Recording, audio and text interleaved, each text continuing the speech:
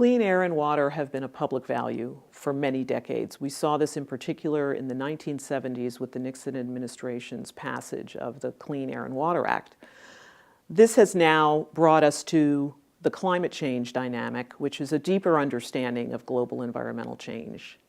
And this has been motivating us to look at renewable energy and offshore wind in particular. For some regions in the United States that are evaluating alternative energies and low carbon technologies, they will look at various factors such as available land use, population density, vulnerability of their coastlines. And in these cases, offshore wind could be the most viable and short-term energy technology available. Along the east coast of the United States, wind energy areas have been identified offshore of Massachusetts, Rhode Island, New Jersey, Delaware, Maryland, and Virginia, and soon one will be identified off of New York.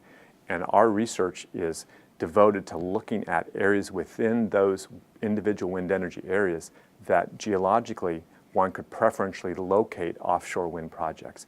Engineers are responsible for the design and selection of the foundations that go in to support the wind turbine structures. And what they're looking for in the subsurface are sediments that have a high strength and sediments that have little variability. To develop the geological picture of the sediments in the subsurface, what we really want to do is build a three-dimensional image of what those sediments look like. So what we do is we use the ground truth information that comes from core holes. So literally we drill cores down into the sediments and sample them, bring them back up to the surface and analyze them. That's good for one location in one spot, but what we really want to do to get that three-dimensional image is we add sub-bottom profiling. That's using acoustical energy that travels down through the seafloor, and when it encounters changes in the sedimentary layers in the subsurface, it generates reflection events. Offshore wind is new to the United States, but there's a lot of success around the world. For example, in Denmark, they have been pioneers in the offshore wind technologies for the past 20 years.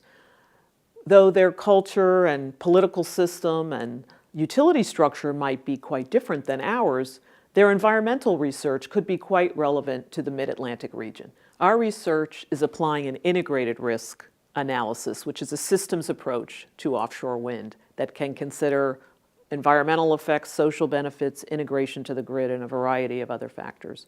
We hope this research will lead to a lively dialogue with the publics, as well as inspire risk-informed decision-making.